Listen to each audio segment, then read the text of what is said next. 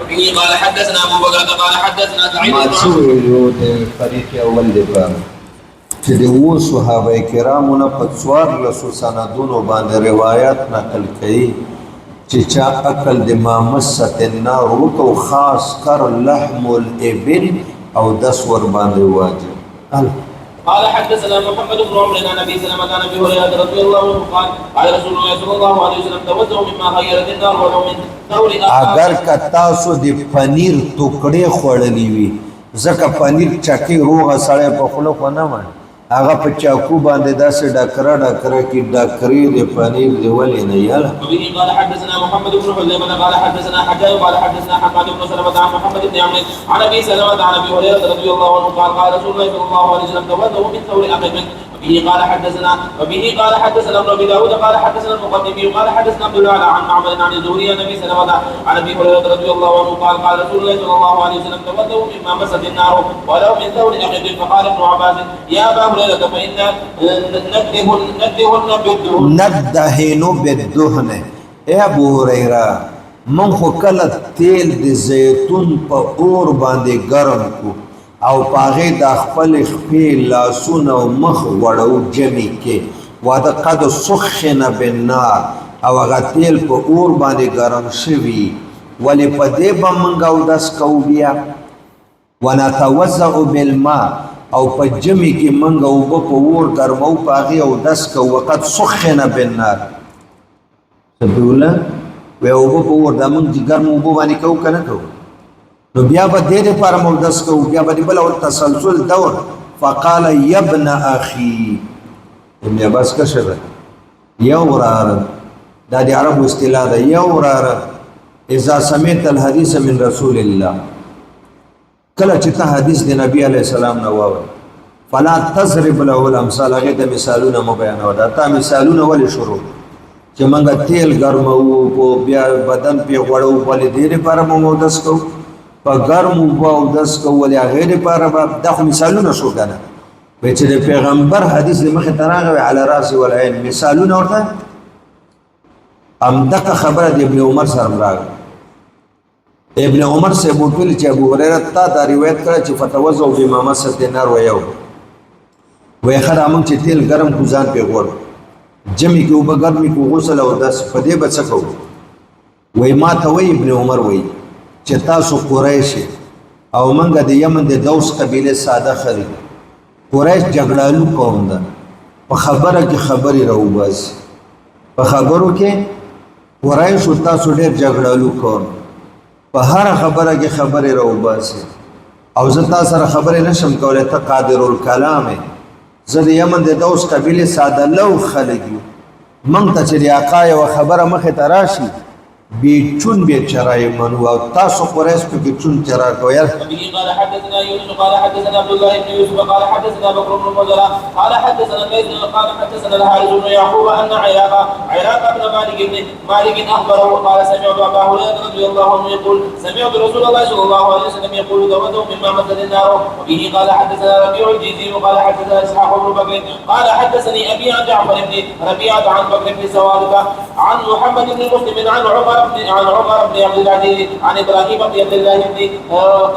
قال رايت ابا هريره رضي الله عنه ما په دور ثاني کې د عمر بن عبد العزيز نامه درته ذکر کړي و چې د په قائلین وګړه 14 مکویل يتوزع على ظهر المسجد فقال اكلت من اطوار احد فتوزع و ما پنیر خوړل د روزه او داس کومل فتوزعت اني سمعت رسول الله صلى الله عليه وسلم يقول توضؤوا مما مسجد النار. وبه قال حدثنا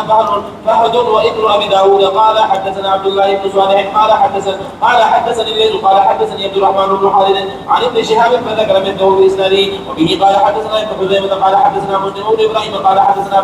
ابان بن يزيد قال حدثنا يحيى بن ابي كثير عن ابي عن عبد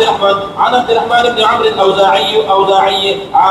عن المطلب بن حنبل عن ابي هريره رضي الله عنه قال عن رسول الله صلى الله عليه وسلم مثله وبه قال حدثنا ابن داود قال حدثنا ابو محمد قال حدثنا عبد الوارث عن حسين المعلم عن يحيى فذكر مثله باسناده.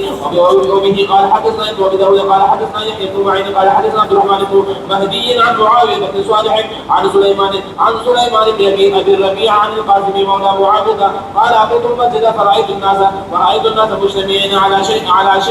يوم معمر صحابي باندې خلق را جمع شوی ورتناس دي او هغه ورته حدیث بیانوي مده وی معاویه وی مده معاویه دا غلام ما وی من هاذا دا معمر شیخ څوک دا ویل دا خو سهل ابن حنظلیه دا نو بیا ما ویل چې دې سوي وی دی وی چې رسول الله فرمایلی من اکل لحما فليتوضا بیا وسر حنابلہ قید لګی لحم الابل چې چا غوښه وخوړل و دی او د سوکی په اور پخ شوی ده. به قال حدثنا ابن حزيمة قال حدثنا حجاج قال حدثنا حمال عن ايوب عن ابي قلابة عن رجل من اصحاب النبي صلى الله عليه وسلم قال كنا نتوضا من مغيرة النار ونمضمض من اللبن ولا نمضمض او شوده چې دی وخه شوده اوس نو مزه کو زکه چکناهټو ملایو وټ پکې ډیر دی. ذهب قوم الى الوضوء من مغيرة النار واحتج قوم نه مراد په دور اول کې چې کوم وو اتو صحابه او صحابيات ازواج مطهرات نامې مې درته واخیسته او دویم دریم قرن کې مې چې تابعین او تابعین نامې د قوم مصداق هغه خلق دي یاره قربان امام طحاوی څه کمالات دي کړی دي هغه فریق هغه نه هغه مصداق د فذهب قوم او جمهور علما چې خلفا په صحابه کې شامل دي عشره مبشره و غیره اکثریت نه بلکې ټول صحابه دي هغه نه علاوه هغه وی چې نه په دې باندې ودس نه واجبي هغه څو دلایل وی اوس بدر ترازی نو اوس واوره مولانا صاحب اول قایلینو د پاره دی او صحابه نه په څوار له سندونو باندې اوس بتا ته وخالقوم د دې مصداق جمهور زمنګ استاد سو مذهب په 15 سندونو باندې دا کمال ګری امام بخاری کې په مقام طحاوی کې بل څوک نشي په 15 سندونو باندې د څوار له صحابهونه او دلته د 12 سره خلی د 12 یا څوار له صحابهونه په مرفوع روایت نه دانه چې موقوف مرفوع روایت او هغه دلالت کوي په عدم الوجوب باندې چې نه په عقل د مست النار باندې او دس نه واجبي دا د 12 یا 14 صحابه کرام بیل نمونه بدل تدر تراشی ورپسې بیا احادیث موقوفه در ذکر هغه دریم دلیل وي بیا بدل ته فتوی د صحابه او ذکر کې څلورم دلیل براوړي بیا بدلتا د جوابات د قائلینو د قول اول وکی چې دا وجوب قاعده شرعي منسوخ شوی او قاعده عرفي بي اوسم باقی پاتې مزمزه او لاس بینزل او یاد صالحینو لپاره نو الته بدرته وای چې بده فتوزعوا بما مسخ نار کې دوه احتمال دي هغه جواب بم درته وکی او پنځم نمبر دلیل براوړي قیاس واما دلیل النظر د نظر صحیح او د قیاس تقاضا دادا چې او داس ماتیږي په ما خرجت چې نجسی او دلته خدا خړل مما دخله د نما مما خرجه او دا مما دخله د طیبات دي او چې وزي هغه نجس دي او داس په ما خرجه باندې ماتیږي نه په مما دخله باندې او داس په خروج نجس باندې ماتیږي نه په دخول د طیب باندې وای بچا زه وقال قوم ذلك اخرون فقالوا لا وضوء في شيء من ذلك وذهبوا في ذلك كما روي عن رسول الله صلى الله عليه وسلم في ذلك ابن عباس نه په یو سند دارنګ ډېر صحابه دي هغه نه په یو سند باندې ابو سلمہ نه ام سلمہ نه په یو سند باندې مور بیبی ده او د قرنګ عامر نه په درې جابر نه په درې سندونو باندې دا 12 صحابه دا 15 سندونه چانا په یو سند چانا په درې چانا په 15 او ټول احادیث مرفوعه متصل سند دي. وبه قال حدثنا يونس قال اخبرنا ابن وهب ان مالكا حدثه وحدثنا صالح بن عبد الرحمن قال حدثنا قال حدثنا مالك عن زيد بن اسلم عن عطاء بن يسار عن ابن عباس رضي الله عنهما ان رسول الله صلى الله عليه وسلم اكل كتف شاة ثم صلى ولم يتوضا. کتف بزنه د ګرد د بازو غوخه د مرفق او د وګي منځ کې څه کومه حصہ ده دغه دا غوښه ډیره خوږه لذیذه دا یې وخوړله بیا اودس نه ده کړی. وبه قال حدثنا ابن ابي داود قال حدثنا محمد بن منهل قال حدثنا يزيد بن زريع قال حدثنا روح بن القاسم عن زيد بن اسلم فذكر نحوه باذنه. وبه قال حدثنا علي بن معبد قال حدثنا عبد الوهاب بن عطاء قال اخبرنا محمد بن زبير الحمزلي عن علي بن عبد الله بن عباس رضي الله عن النبي رضي الله عنه عن رسول الله صلى الله عليه وسلم نحوه. وبه قال حدثنا احمد بن يحيى السوري قال حدثنا حيثم بن جميل قال حدثنا ابن ثوبان عن داوود بن علي عن ابيه عن ابن عباس رضي الله عنه عن النبي صلى الله عليه وسلم مثله. وبه قال حدثنا ابن ابي داود قال حدثنا ابو عمر الحوزي قال حدثنا حمام عن قتادة عن يحيى بن يعمر عن ابن عباس رضي الله عنه عن النبي صلى الله عليه وسلم مثله. وبه قال حدثنا ابن حذيفة قال حدثنا حجاج قال حدثنا حماد عن هشام بن عروة عن ابي نعيم هو وهب بن كيسان عن محمد بن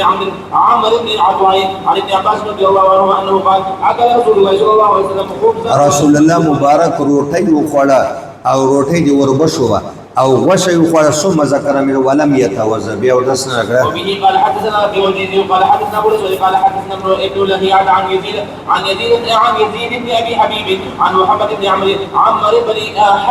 حلحلة الدويري عن محمد بن عمرو بن العطاء انه دخل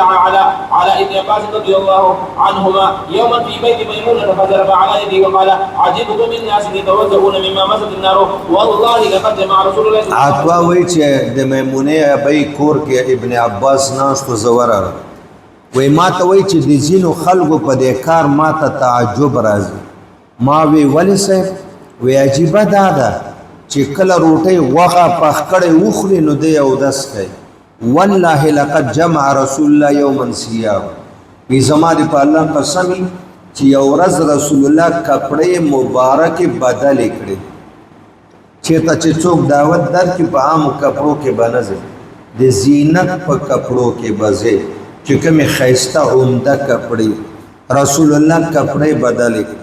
ثم اوتي بسرید بیا ورته چې چا روټۍ کړې وه سرید په خوروا کې ماته شوې روټۍ د دې فضیلت په یو ځای درته وایم او مشکات کې مو ویلی فاکل منها هغه یې وخوړه ثم قام فخرج الى الصلاه ولم يتوضا او داسې ونه او عجیبه ده وای اوس دا بعضې خلک ابن عباس تردید وکړه که نه.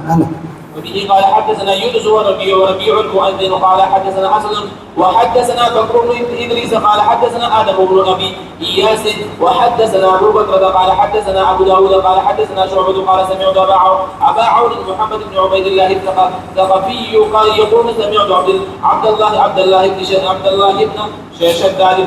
بن شداد بن الحادي يحدث عن ام سلمة رضي الله عنها ان رسول الله صلى الله عليه وسلم خرج الى صلاته فنشلت له كتفا الکه وی حضور وتل مانزته ما د کټوي نه ورته د بازو دی وږي غوخه راوېسته او ډوکې هغه یې وخوړه ثم خرج فصلى ولم يتوضا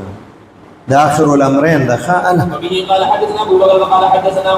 مؤمل بن إسماعيل قال حدثنا سفيان الثوري عن أبي عون قال سمعت عبد الله بن شداد يقول سأل مروان وأبا هريرة رضي الله عنه عن الوضوء مما غيرت النار فأمره به ثم قال كيف نسأل أحد مرا چاته ولی خلقنا من تفوس کو د نبی پاک بیان شته غینه بوکو ام سلمہ ته سړی ولېګه تاسو کو سم ذکر مې استاغوي نه ما ورته ډوکې د کړپوي نه راوې استاغوي و خړې دی وګي ډوکې او بیا رسول الله جمع تلاړ او داسې نه دا کړل. قال حدثنا ابن منصور قال حدثنا عثمان بن عمر قال اخبرني ابن جريج عن محمد بن يوسف عن سليمان بن يسار عن ام سلمة رضي الله عنها قالت قربت الى رسول الله صلى الله عليه وسلم جنبا مشويا د پختي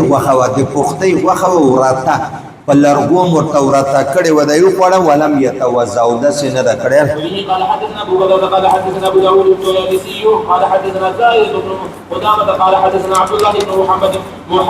بن عقيل عن جابر بن عبد الله رضي الله عنهما قال اوتينا ومعنا رسول الله صلى الله عليه وسلم بدعاء من ته چا کاسر اوړله هغه کې سریدو او لپاسه په دې غوخي بوټي وي منګه وخوړې بیا مانځه ته پاتې ولم يتوضا احد منا نه صحابه او دسو کنه رسول الله ثم تعشينا ببقيه الشاد بیا راغلو د مانځه نه پاتې کم د ګډ باقي غوخه پاتې واغه مو خوړله متعشی ویل کی بعد الزوال خوراک تا د ماسپخین د مانځره پس بیا موږ لاړو د مازدیګر جمع ته ولم یمس احد منا ما چا لاس لون کړی نه ده نی او داسې شرعي کړی چارندام او نی عرفي کړی ده اشاره د ترک الجواز کوبنی یا اجلتی کلاسونه وینځلم در نه پاتې شي او داسې عرفي خیر ده او داسې شرعي یو منګه ونه بس. اللهم صل علی محمد و پروردگار دې وخت مهاجر